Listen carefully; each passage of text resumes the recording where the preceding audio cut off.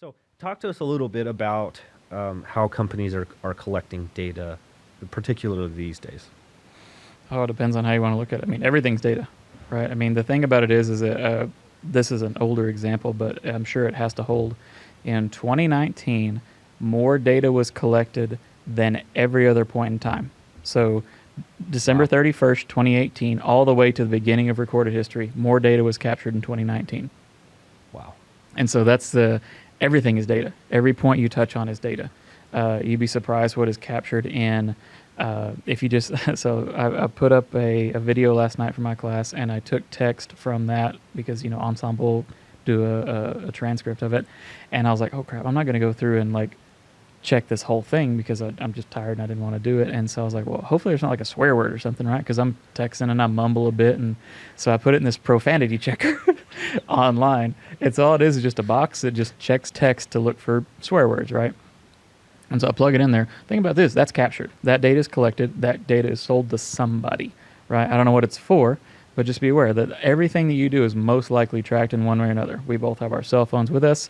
That collects in a ridiculous amount of data. If you ever want to feel kind of freaked out, go look at what the apps have access to. And you're like, look, a calculator. Why does it need access to my text messages and things like that? It's crazy the level of data that we hand out. And we only come into contact with when they're forced to ask us permission for it. And I have that same instinct. I forget what app it was. It was like a chess tactics app that I had downloaded, and it's like, it wants access to my photos. Like, Yeah. what?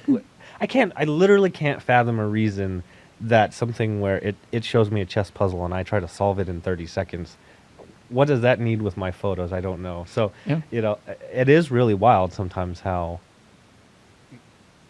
broad, I guess is the word, that kind of data capturing gets. Well, and that's why if you ever have you're like, oh, this app's really useful. I wonder how it's free. That's how it's free, because they capture this and go, hey, all our users that have this chess app also have this bodybuilding app. And so turns out a lot of bodybuilders in the last 6 months have started playing chess or something like that. And that's extremely useful data, right? Because that's how you find different new markets. So this goes back to that building the network idea that you were talking about earlier? Yeah, Or if you is it- could. It depends on what you're trying to do with your thing. If you're trying to sell a product that is like, I don't know how, I should have picked a better thing to tie together. Chess piece shaped weights. There you go. Or something like that.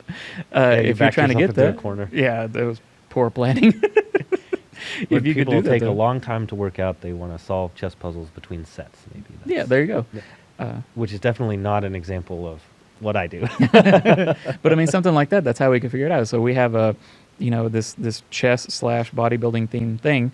Now we know about you.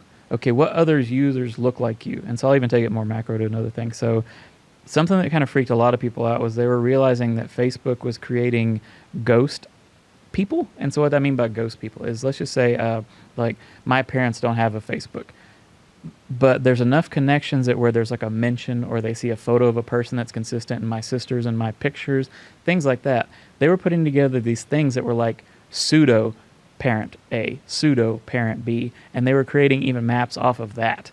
That's So how somebody level who of doesn't detail. have a Facebook account can now sort of be mapped Mhm. using the same kind of Facebook Yep. algorithms that you use for a user. Yep. And That's then they- actually really brilliant. Oh, it is. I mean, My- the level of intelligence of these people is just shocking to me. And of course, this is done incrementally, right? So they started with something and they realized they could capture this data, and then they could capture this data, and then somebody was looking at it and go, wait a minute, if I've got Robert and his sisters, Yeah. I can figure out something about their parents, right? Yep. And who's My- this person over here?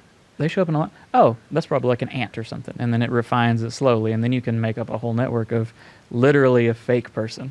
And the thing about that is, even just having a sense of where that person might be would be pretty useful. Yep.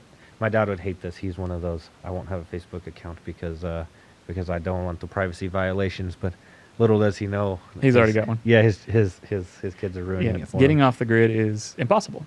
And the other thing is, I want to give one more example just because I found this fun. So I was taking a picture with a coworker of ours the other day, and what we were doing is we were putting stuff on the website, and those plaques that give information about professorships and things like that.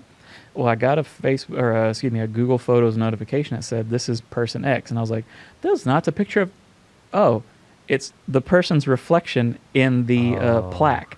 It was good enough that I have enough photos of this person over time that they correctly identified this person Right. in a reflection on a plaque. So I'll tell you what's spooky about that is I like the Google Photos app for backing up and storing. Yeah. Because once you get a smartphone and you're like me, you got small children and stuff. I mean, I'm taking 1,000 photos a month or something. It's just unsustainable, right? And then it can figure out which kid is which over time. And think about how quickly children are changing. You know, if I showed you a picture of my current 4-month-old back when he was, 4 weeks old, the game you play is, okay, is this Titus or is this Addie? Like, which kid is this? Well, Google knows. Yeah, Google knows perfectly, which is insane to me, right? So it's like if Google can figure out who you or I are, whose facial characteristics have been stable for over a decade, like that's one thing, right?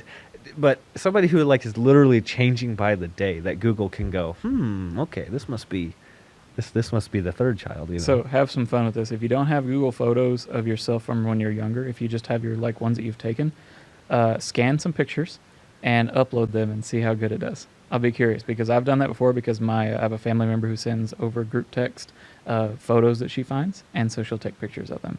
Well, I'll just save those photos and they automatically save to my Google, and it has been shockingly accurate in picking out me at different ages. Which, that's just wild to me. Literally last night, a friend sent me a picture that they had stumbled across and said, "Hey, do you remember when this was from?" And I actually did remember but I'm looking at it going, that was maybe 10 years ago tops. And I just don't look like the same person at all. Facial structure, body weight, hair, everything's different, right? Yep. And Google probably wouldn't have any problem with that. Yeah, because every time you if you give it a couple photos, it's good. If you get a couple trillion photos, it's almost unbeatable, right? And so that's why you see those like Snapchat filters and things like that, and they're always put up. The reason why we're doing that's for data, right? It's to better their algorithm to figure out like a face swap. Well, what is an actual face, right? Why does it not pick up like that light switch that has 2 dots and then a little weird scratch on it or whatever? Well, because it's had a trillion inputs or, whatever would be, however many inputs they get. And it's getting better and better. Do you remember this app from a while ago that was like, how old are you going to look in 20 years or something like that? Yeah, and it was owned by some nefarious company. I think it's Russia, right? And they're trying to get data on people's faces. And everybody was sort of spooked and stopped using it after that, or maybe it was just a fad that was bound to die anyways. Well, but it doesn't matter. Because then you just have another company. You give a fun little mustache or a Trump hair or a Bernie Smittens or whatever it winds up being, and people will self-select into giving you information. Yeah, where's the Bernie Mittens app? That's got to be coming because that meme is everywhere right now. Yeah, but it'll last for like 2 or 3 days. Some company's going to collect all that, and they're going to go, all right, all the users that put on the Bernie filter were in these specific areas. Then you start putting that together with like, these are the Trump hair people or whatever. You can start seeing how these patterns, all of a sudden, they seem silly until you realize where they overlay.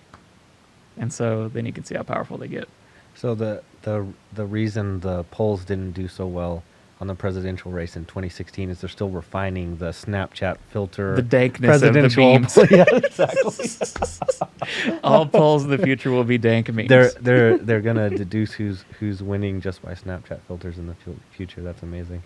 Well, but it seems silly and trivial, but think about how. Let's take one step back to whenever you and I would have been kids. How many different channels were there? There's like 4, right? 5 if you have a good antenna or something like that. And so you could almost select like which 20% of this did you watch? Oh, we're a CBS family. We watched show X. Oh, we're an NBC show. We watched Y or whatever it winds up being.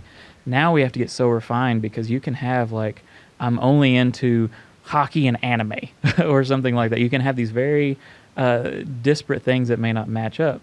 But now we can actually track it better too, right? So it's pretty wild what we can get a fine point on with people's preferences and what they do. Did you pick hockey and anime out of thin air, or is that a known? I just made that one up. No. Okay. I was going to try to back myself into another chest powerlifting corner. The reason I ask is this could be totally random noise, but I teach sports economics. Mm-hmm. And so one of the things I do is figure out, okay, what kind of examples are going to be interesting to people. More than one person in more than one class has volunteered that their favorite sport is hockey, and the other thing they're interested in is anime. So that's information that was beamed directly in my brain by Google. Yeah. So So something about my class got recorded and sent to the dark net there, and you picked it up. So, um, what kind of companies are doing this, right? Because we've covered a lot of ground now. So when I say something like that, we think of the like G Mafia, right? Mhm. The Google, Microsoft, Facebook, Amazon. Apple, yeah, Facebook, Apple. Amazon, and IBM, right? So that's what we're thinking when we're thinking data collectors. But now you've sort of made, and I honestly don't know who owns Snapchat, so that would be probably one of those. But now we've sort of talked about some groups that would be outside of that little. Everybody's collecting data. I mean, if this is on anything that has a website is tracking data. Everything whenever you sign up for a class here, we're collecting data. Now, it could be useful or non-useful, but even the smallest mom and pop shop that happens to have a Square, that's data collection. A lot of them are easier with finances, terminals and things like that, just because that's the easiest place to connect stuff together, right? So even if I have just like a first letter and a last name, I can usually go, all right, so there's an R. King that purchases from this coffee shop, and then we have a Robert K. who purchases from this mitten shop, and they're both in Canyon. Probably going to be the same person based Right. on the behavior or whatever it winds up being. And so all these things are collecting information constantly. So is it better or worse for my personal privacy to be named Joe Smith versus Brandley Stitzel, the most like ridiculous name of all time? The thing is, it's getting so good it doesn't really matter, right? I mean, Okay. you can be named a bunch of random characters, and it's still going to have even a ghost avatar of you. It'll figure it out.